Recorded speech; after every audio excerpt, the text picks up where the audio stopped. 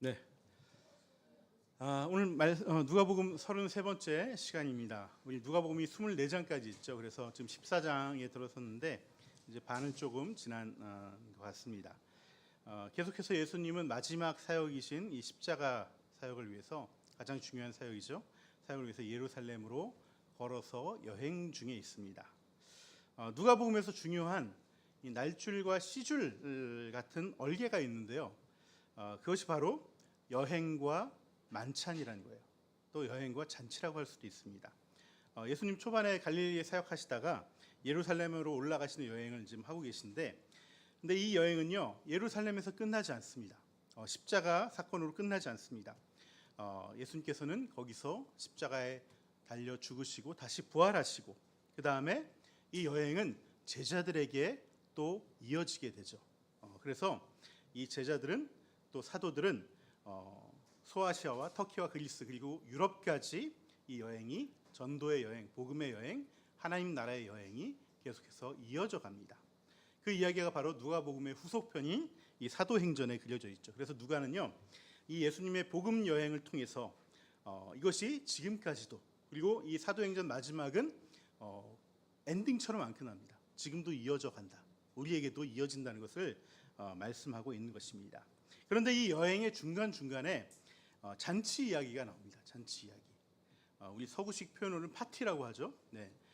주로 누가복음에서는요 이 파티가 초대를 통한 만찬 혹은 식사의 자리로 나오는데, 우리가 여행을 하시면은 여행 가운데 사실 묘미가 먹는 거죠. 네, 먹는 잔치를 벌이고, 더 좋은 어떤 묘미는 뜻밖의 어떤 만찬에 초대되거나 길손들끼리 또 만나서 같이 또 식사를 나누는 것이 참으로 큰 또 기쁨이 되고 오랫동안 기억에 남는 그런 것입니다. 그래서 이 누가복음의 여행 중간중간에 이 만찬의 자리는요 굉장히 큰 의미가 있습니다. 크게 두 가지가 있는데요. 첫 번째는요, 이 만찬은요 안식과 치유와 회복을 의미하는 만찬이에요. 예수님은 이렇게 초대되어지고 베풀어진 이런 잔치를 통해서 이 땅을 여행하고 있는 하나님 나라의 그 나그네들, 바로 우리들이죠. 우리들에게 안식과 치유와 회복을 베푸신다는 것입니다. 또 고된 이 하나님 나라의 여행 가운데 쉼과 회복을 주신다는 것이죠. 오늘 읽지는 않았지만 요 7절 그 전에 보시면은 이 안식일에 수종병 걸린 사람이 나옵니다. 그래서 이분을 치유하시는 일로 이 본문이 이제 이어져 가는데, 그만큼 치유와 회복을 허락하신다는 것이죠. 우리 마르다와 마리아 얘기도 우리가 같이 살펴보았는데, 그 자리 역시 예수님과의 식사 교제 자리를 놓고 벌어진 일이었잖아요. 거기서 사실 마르다의 선입관, 고정관념을 예수님께서 깨주죠. 여자라서 안 돼라는 이 고정관념을 깨주시면서 모든 율법에서 자유하게 하는 그러한 안식을 누리게 하는 것이 이 잔치의 의미가 있습니다. 두 번째 의미는요, 여행 속 잔치를 통해서 우리는요 진짜 예수님을 다시 만나게 됩니다. 여행 가운데 우리가 이 땅을 여행하다 보면 우리의 눈이 흐려질 때가 있습니다. 세상을 바라보게 되고 세상 속에 살다 보니까 우리의 눈이 흐려지죠. 하지만 그 흐려진 나의 눈을 영적으로 다시 뜨게 하는 그런 자리가 바로 주님과 함께하는 그 만찬의 자리 가운데 포함된 의미가 있습니다. 그래서 누가복음 마지막 장이 24장인데, 마지막 장이 무슨 얘기가 있냐면 바로 엠마오로 향하던 두 제자가 길에서 예수님을 만나고 함께 식사를 하는 과정에서 그 예수님을 새롭게 깨닫게 되는 과정이 나오죠. 그냥 길손인 줄 알았는데 그 식사 자리를 통해서 영적인 눈이 띄어서 이분이 예수님이었구나, 이 십자가에 달려서 죽으신 그 예수님이 지금 살아나셔서 여기 계시는구나, 이것을 깨닫게 되는 것이죠. 그래서 주님 떠난 자리가 주님의 부재로 인한 슬픔과 두려움이 아니라 우리의 모든 일상이 부활하신 주님께서 함께 하시는 그런 부활의 자리다라는 것을 새롭게 눈을 뜨게 하는 자리, 그것이 바로 여행 가운데 만나는, 우리가 하나님 나라 여행 가운데 만나는 이 만찬의 자리다, 식사의 자리다라는 것입니다. 오늘 주일인데요, 주일은요 신약시대의 안식일입니다. 그래서 우리가 이 맞이하는 이 주일은요 한 주간의 세상 속에서 하나님 나라의 여행살이 가운데 우리가 지쳐있던 몸과 마음의 쉼과 안식을 또 얻고, 또 한 주간의 세상에서 흐려졌던 우리의 영적인 눈이 뜨여지는 시간이다, 그렇게 보시면 됩니다. 그래서 이 주일 잔치에서 또 이 하나님 나라의 천국 잔치, 하나님 나라의 잔치에서 우리가 안식을 누리고 회복하려고 또 흐렸던 영적인 눈이 띄어지면은 그날은 참으로 은혜되고 복된 날이다, 우리가 이렇게 고백할 수 있는 것이죠. 그래서 오늘은요, 이러한 하나님 나라의 잔치, 이 천국 잔치에 참여함에 있어서 주님께서 권면하셨던 두 가지 말씀을 같이 나누려고 합니다. 먼저 주님은요, 이 잔치에 참여하고 있는 사람들을 보시면서 두 가지를 권면하시는데요.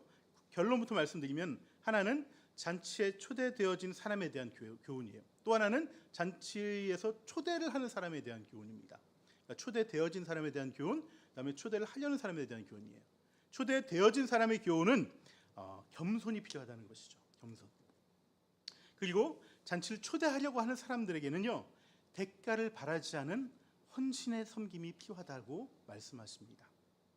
오늘 이야기는 예수님이 안식일에 바리새인의 초대를 받아서 식사 자리에 초대되어진 자리에서 하신 말씀이에요.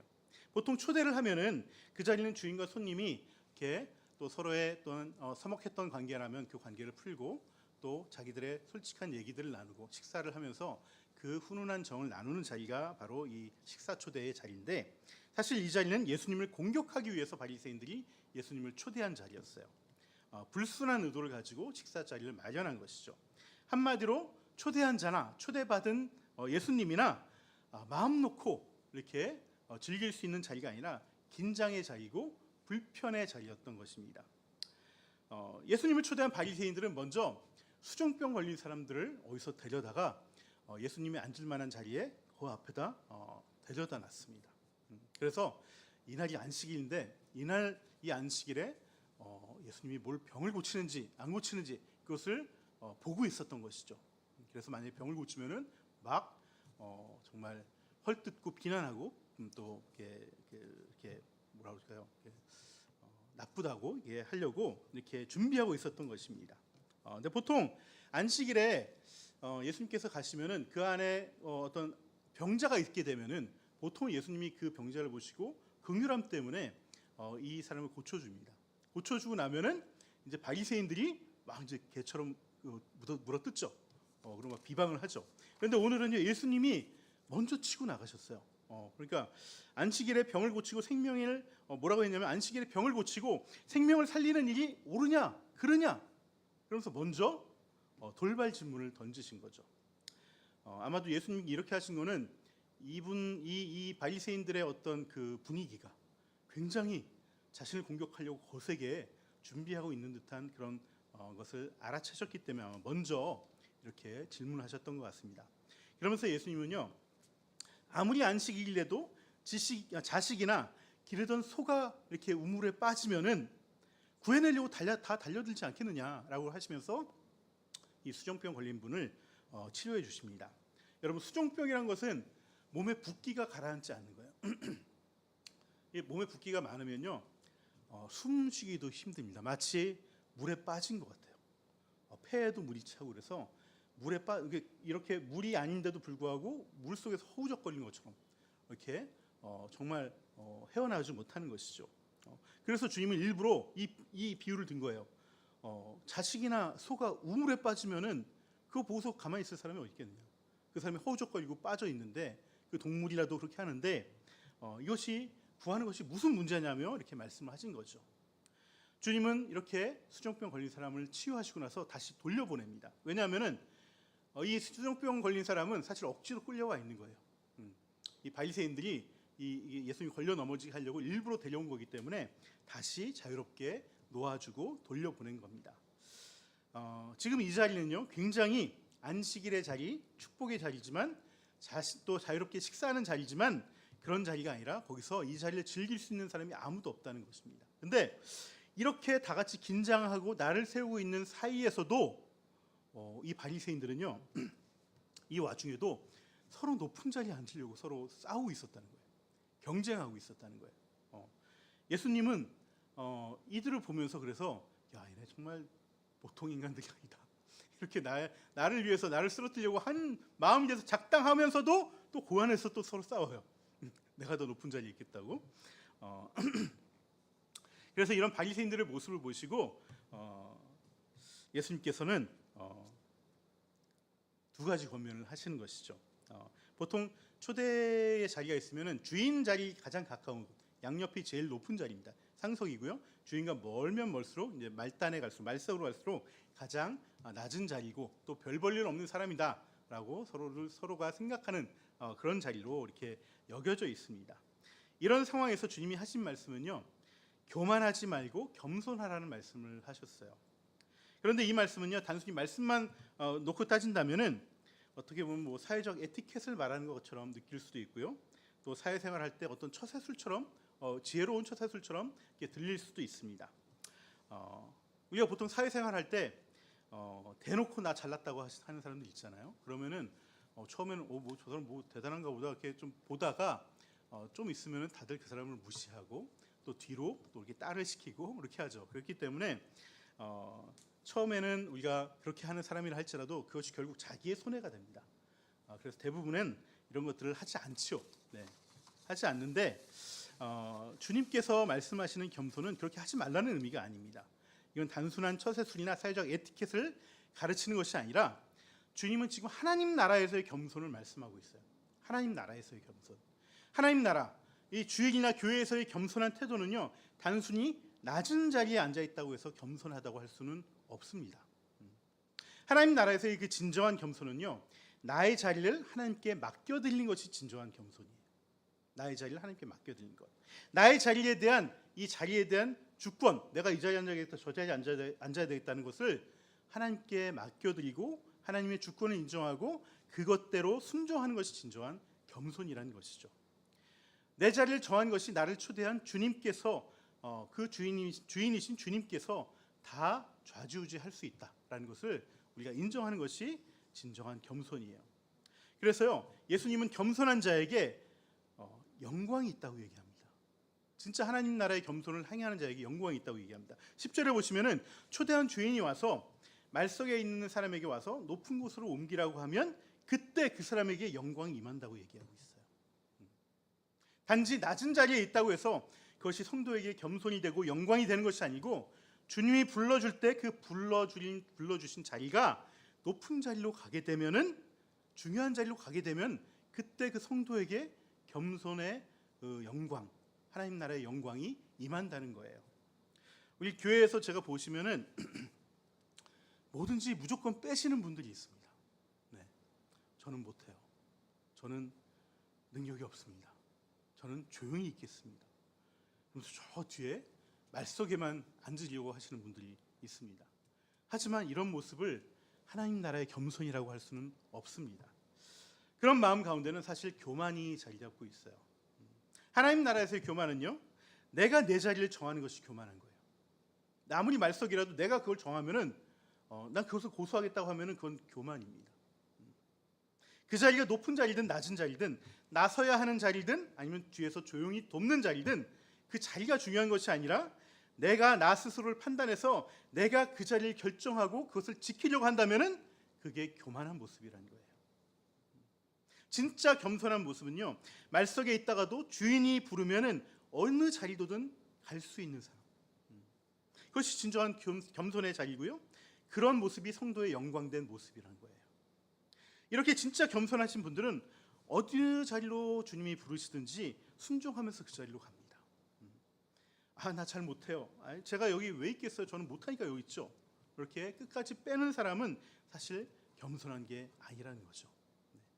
주님은요, 늘 우리의 자리를 이동시킵니다. 우리가 이번 여름 수련회 때 은사 이런 그 세미나도 했었는데 그 은사는 계속 변해요. 타고난 은사도 있지만은 주님께서 그 상황에 따라 부어주시는 은사가 있습니다. 그렇기 때문에 하나님께서는 늘 우리의 자리를 이동시키세요. 이 이동시키는 이유는요, 그 사람이 성장했기 때문입니다. 성장한 사람이 계속 원래의 자리만 지키고 있으면은 그 사람은 다시 퇴보하게 돼 있거든요. 그래서 자리를 옮기시는 거예요. 평신도였다가 서리 집사로 또 안수 집사와 권사나 장로로 이렇게 자리를 옮기시는 이유는 계속해서 하나님 나라에서 자라나게 하기 위해서 주님께서 옮기신다는 것입니다. 목원인 사람을 목자로 부르시는 것 역시 그 사람이 성장했기 때문이고 또 앞으로도 더 성장할 사람이기 때문에 그 자리로 보내시는 것이죠. 그런데 그것을 거부하면 그 사람은 다시 신앙이 퇴보하고 결국에는 하나님 나라의 그 잔치에서 진정한 안식과 영적인 어떤 각성을 맛보지 못합니다. 정말 이 엄청난 하나님 나라 속에서 있으면서도 불행한 신자의 삶을 살게 되는 것이죠. 여러분, 직분만이 아닙니다. 세례를 받지 않은 사람은 세례를 받으려고 해야 되고요. 또 세례를 받았으면은 또 헌금으로 또 교회 재정에 또 함께 책임지려고 해야 되고, 또 여러 가지 봉사의 자리에 나가려고 해야 되고, 영혼 구원에 힘써야 됩니다. 이것이 하나님의 그 천국 잔치에 초대받은 사람이 가져야 될 겸손의 모습이라는 거예요. 이것은 내가 해야겠다고 하는 것이 아닙니다. 나 뭐 시켜달라고 뭐 하겠다고 그러면 그건 사실 교만이죠.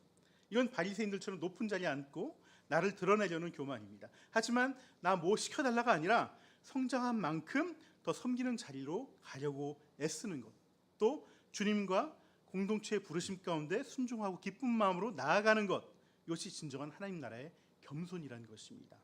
여러분, 이러한 하나님 나라의 겸손을 통해서 우리는 천국 잔치를 온전히 누릴 수 있어요. 그래서 쉼과 회복을 누릴 수 있고 영광된 성도로 우리가 자라나갈 수 있는 것이죠.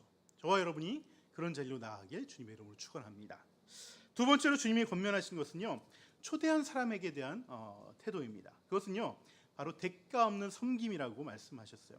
주님은 만찬에 초대한 사람에게 이 초대를 할 때 그 사람이 내가 초대했는데 초대한 거에 대해서 갚을 수 있는 사람, 그 사람 초대하지 말라고 얘기를 하세요.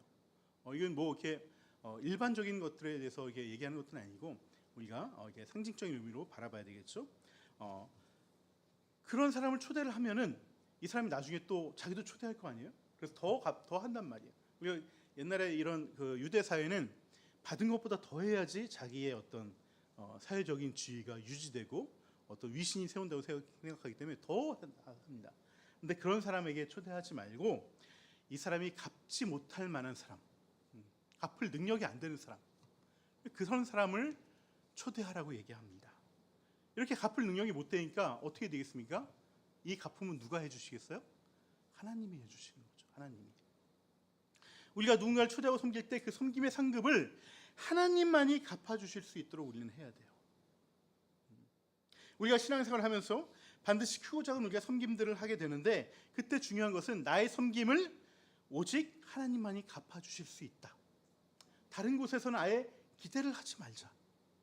이 마음을 가지고 섬기셔야 됩니다. 그래야 진짜 복이 찾아옵니다. 우리는 늘 인과응보의 원리가 우리 마음속 깊이 들어가 있습니다. 내가 뭔가를 기부하면 테이크해야 된다. 내가 테이크 안 하고 내가 기부해 라고 말을 하면서도 또 그러면서도 뭔가가 안 오면은 우리 마음이 뭔가 좀 화가 나고 언짢고 그렇게 됩니다. 우리가 하나님이 아닌 다른 사람에게 칭찬이라도 받고 싶어요. 인정이라도 받고 싶어서 그것을 되받으려 하는 마음이 있다는 것이죠. 또 하나님에게 하나님도 갚아주시고 또 사람도 갚아주시길 또 원하는 마음도 있습니다. 그래서 선한 일을 하다가 낙심하게 되죠.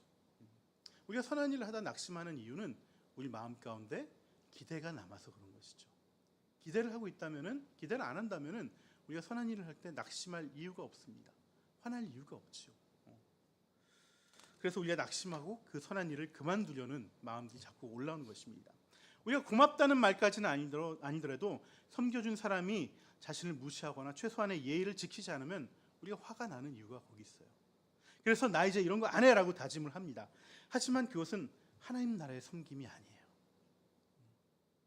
그냥 세상 관계에서 내가 인정받고 나중에 무언가를 되돌려받기 위한 어떤 투자나 어떤 먼저 제공하는 것이에요. 우리의 숨겨진, 저번에도 말씀드렸죠, 세컨 게인은 그것이 있다는 것입니다. 이것은 진정한 하나님 나라에서 보는 섬김이 아니라는 거예요. 하나님이 갚아주신다는 마음에도요, 그 갚아주심 속에 내가 원하는 것을 갚아주시기 원하는 마음이 있다면 그거는 기복신앙입니다. 하나님은 반드시 갚아주시되 내가 원하는 걸로 갚아주지 않습니다. 내가 원하는 걸로 갚아주세요. 이거는 기복신앙이에요. 하지만 우리는 하나님이 갚아주시기를 소망하고 구해야 됩니다. 주님이 원하시는 걸로. 그리고 반드시 주님은 그것을 갚아주십니다. 그게 참된 복이 임하는 거예요. 대부분 제가 경험해서 보면요, 진짜 하나님이 갚아주신 진짜 복은요, 그 갚아주심이 나에게 오지 않아요. 내 자식에게 갑니다. 그리고 그 자식도 품 안의 자식이 아니에요. 이 자식이 커서 장성해서 홀로 독립했을 때 그가 난처한 상황에서, 힘든 상황에서 하나님의 도우심을 경험하고 하나님의 인도하심을 경험하고 축복된 길이 열리는 것을 통해서 이루어질 때가 많습니다.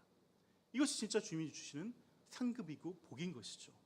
제가 이번 설악산에 지난주에 다녀왔는데 뱀 세미나에 참여하고 왔습니다. BAM이라고 비즈니스 에스 미션이라는 주로 선교사님들이나 사업하시는 크리스찬들이 모이는 그러한 세미나입니다.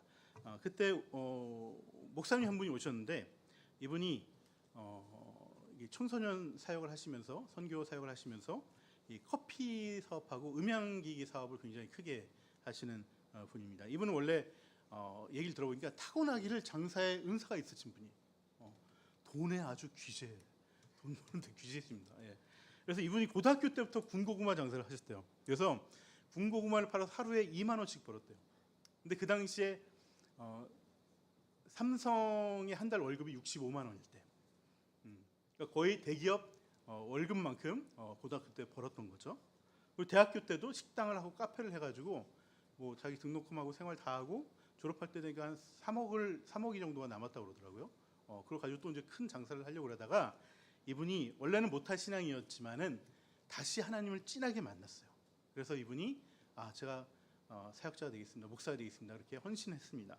그리고 이제 그걸 어머니한테 고백을 했더니 어머니가 그러면은 너 지금 가지고 있는 돈 다 하나님께 드려라, 이렇게 말씀하시더래요.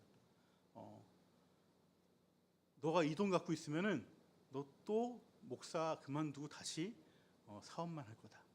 그러니까 다 하나님께 드려라, 이렇게 어머니께서 말씀하시더래요. 그래서 이분이 3억을 다 교회에다가 헌금을 하셨대요. 그리고 나서 이제 신학교 신대원에 들어갔는데, 신학교 신대원에 들어가고 나니까 자기 집이 그렇게 가난한 줄 몰랐었대요.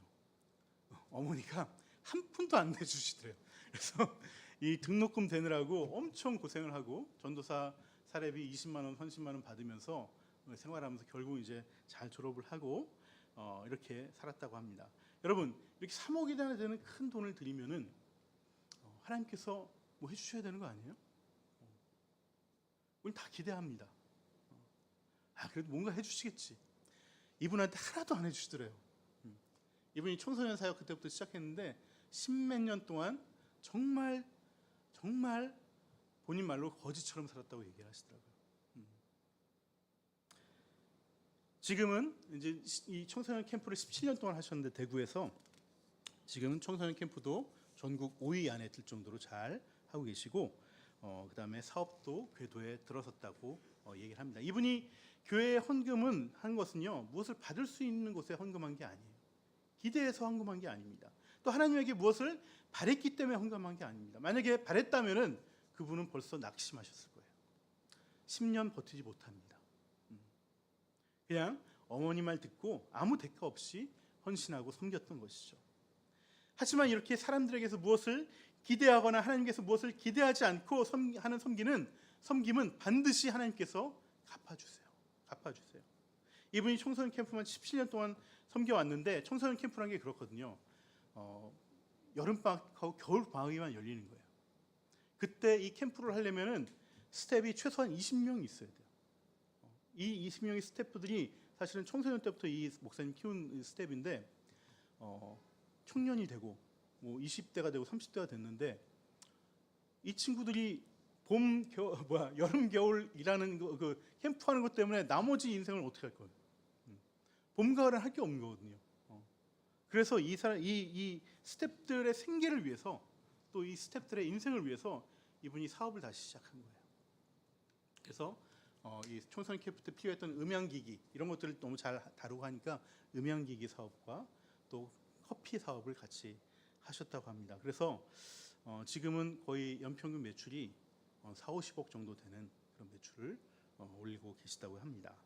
그런데도 지금도 이 수입을 다 이 청소년 캠프, 2번의 청소년 캠프에 다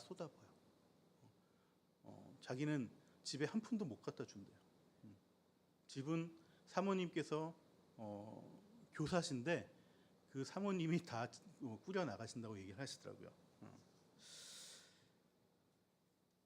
교회에서 매주 열리고 있는 주일 천국 잔치도 마찬가지예요. 또 목장의 천국 잔치도 마찬가지입니다. 이분처럼 대가 없이 섬김이 있기 때문에 그 잔치가 열려지는 것이죠. 모든 것이 아무 대가 없이 드려지는 이 헌신으로 이루어져야지 비로소 그 모든 자리들이 천국의 잔치가 되는 거예요. 그 자리에 참여하는 사람들이 진짜 안식과 쉼을 얻을 수 있고 영적인 눈이 뜨이게 되는 것입니다. 그 헌신과 그 대가 없는 헌신을 통해서 교회가 진짜 천국 잔치가 열려지는 곳이 되는 것이죠. 그리고 그 겸손과 헌신으로 섬긴 천국 잔치에서 우리는 비로소 세상에선 경험해 보지 못하는 그 잔치, 그 식사의 자리, 그 나눔의 자리를 경험하고 우리의 마음이 훈훈해지는 것입니다. 이것을 위해서 주님께서는 겸손과 헌신을 말씀하고 있는 것이죠. 이렇게 주님께서 초대된 사람과 초대한 사람들에게 이렇게 권면을 하시고 나자 15절에서 어떤 사람이 일어나서 하나님 나라에서 먹고 마시는 것이 참으로 복됩니다 라고 이렇게 소리치는 사람이 있었어요. 이 고백이 사실 맞는 말이긴 하지만은 이 말을 한 사람의 속내는 다른 의미가 있습니다. 뭐냐면은 우리끼리 이렇게 하나님의 율법을 잘 지키는 바리새인들끼리 모여서 함께 먹고 마시니까 이것이 정말 복된 자리입니다라고 고백했던 것이죠. 그러니까 이 얘기를 듣던 주님이 또 다른 비유를 얘기하십니다. 바로 어떤 사람이 큰 잔치를 벌였는데 초대받은 사람이 처음에는 초대에 가겠습니다 하고 나서 잔치가 열리고 나니까 다 못 가겠다고 그러는 거예요. 나 바빠서 못 가요. 나 이거 좀 뭐 해야 돼 못 가요. 나 결혼해서 못 가요. 다 이렇게 빼는 거예요. 그러자 이 주인이 화가 나서 나가서 길거리에서 이 가난한 자들, 그 다음에 파티에 감히 참석할 수 없는 자들, 그리고 정말 몸이 불편한 자들을 데리고 오라고 얘기합니다. 다 데려왔어요. 종이 데려왔더니 데려오고서도 자기가 남아있어요. 그래서 자기가 아직 남았습니다 그랬더니 저 멀리 큰 길로 가서 또 산 울타리로 가서 거기서 사람들을 억지로라도 데려와서 앉혀라 이렇게 말씀하시는 것이죠. 여러분 이것이 이렇게 말하는 비유는 이겁니다. 큰 잔치를 벌이시는 분은 하나님이에요. 하나님이시고요. 그 다음에 이 잔치를 준비하고 잔치에 초대를 하기 위해 사람들을 부르시는 분은 예수님이십니다. 그리고 첫 번째 잔치에 초대받은 하지만 오지 않는 사람들은 바로 당시의 유대인들을 얘기하는 것이죠. 그리고 유대인들 대신에 데려왔던 길가에서 데려왔던 골목에서 데려왔던 그 가난한 사람들 또 지체 장애자들은 당시의 죄인들이라고 불렀던 성전 예배를 이들은 드리지 못했어요. 몸이 장애가 있거나 어떤 죄가 있거나 그러면은 이 성전에 들어서 예배 드리지 못했습니다. 그래서 주님께서 어떻게 하셨어요? 직접 그들을 찾아가서 그들과 함께 잔치를 벌이고 식탁 교제를 하면서 직접 그들의 예배를 받으셨죠. 그리고 나서 큰 길로 가서 또 산울타리로 가서 사람들을 부르라 한 것은 이것은 이방인들을 말하는 것입니다. 바로 이방 사람들에게까지 이 천국 잔치가 열리게 될 것이라는 거예요. 그러니까 주님의 말씀은요, 이 잔치가 아무리 또 겸손과 섬김 가운데 드려지는 잔치랄지라도 이것이 교회끼리만 드리는 잔치라면은 이것은 미완의 잔치라는 거예요. 진짜 하나님이 원하시는 큰 잔치, 큰 그림은 열방까지 이것이 이 교회 내에서 흘러넘쳐서 열방에까지 이 잔치의 자리가 넓혀지고 초대되어져야 된다는 것입니다. 이때 우리가 23절을 보시면은 하나님은 억지로라도 데려다가 이렇게 앉히라고 말씀하시는데요. 개역개정에서 뭐라고 그러냐면은 강권하여 데려오라 이렇게 말씀합니다. 우리 이런 말씀 많이 들었죠. 강권해서 데려오라 이렇게 말씀 많이 들었는데 이 말에 좀 오해가 있습니다. 이 말이 헬라어로 아난카손이라는 말인데요. 이 말은 막 힘으로 막 이렇게 끌고 오라는 말이 아닙니다. 그렇게 하시면 큰일 나고요. 이 아난카손이라는 말은요, 끈질기게 설득해서 데려오라는 거예요. 설득해서. 여러분 이 시대의 전도와 선교는요, 설득과 감동이 없고 또 끈기가 없으면은 되지 않습니다. 이번 추석 명절에도 우리 여기 가운데 또 믿지 않으신 분들이 또 가정 가운데 있어서 그분들과 함께 또 추석을 보낼 때가 있겠는데요. 이때 우리는 그분들을 설득해야 됩니다. 감동을 줘야 됩니다. 끈질기게 계속해서 인도해야 됩니다. 그래야 비로소 그들이 천국 잔치에 데려올 수가 있는 것이죠. 그래서 제가 이번 가을에 우리 삼공부 이번 가을에는 풍성한 삶으로 초대, 우리가 이제 불신자들에게 하는 우리가 그 양육 코스죠. 그거를 온 성도가 같이 해야 되겠다는 마음을 주셨어요. 우리가 불신자들을 설득하려면 이걸 알아야 됩니다. 그래서 제가 다 할 수 없어요. 그래서 이분들을 또 설득할 수 있는 자리, 또 이분들과 함께 얘기할 수 있는 자리를 같이 또 공부하는 시간을 가지려고 합니다. 또 추석이 끝난 그 다음 주에는 우리 22일 그 다음 주 주일에는 커피 전도가 있죠. 너방 커피 전도. 네. 그래서 이 모든 것들이 사실 하나님 나라를 모르는 사람들에게 설득하고 감동을 주기 위한 거예요. 또 이것이 언제 끝날지 모릅니다. 끈기 있게 해야 되는 것이죠. 이것이 우리의 대가 없는 섬김이고 우리의 겸손한 섬김입니다. 우리는 열심히 이 땅에 땅끝까지 씨를 뿌려야 됩니다. 여러분, 땅끝이 어디 해외 어디가 아니에요. 땅끝은 믿는 사람과 믿지 않는 사람과의 그 경계가 땅끝입니다. 우리 가정에서 땅끝이 있고요. 우리 일터에도 땅끝이 있고 또 우리 이 지역에도 땅끝이 있습니다. 여러분, 땅끝까지 가서 영혼 구하고 제자 삼으라는 주님의 말씀 우리가 늘 실천해야 됩니다. 이것이 천국 잔치를, 하나님 나라의 잔치를 진정한 안식과 쉼으로, 또 하나님께서 일하고 계시고 하나님께서 지금 이곳에 현존하고 계시다는 그 영적인 각성을 우리가 보며 살아가는 그런 복된 길이란 거예요.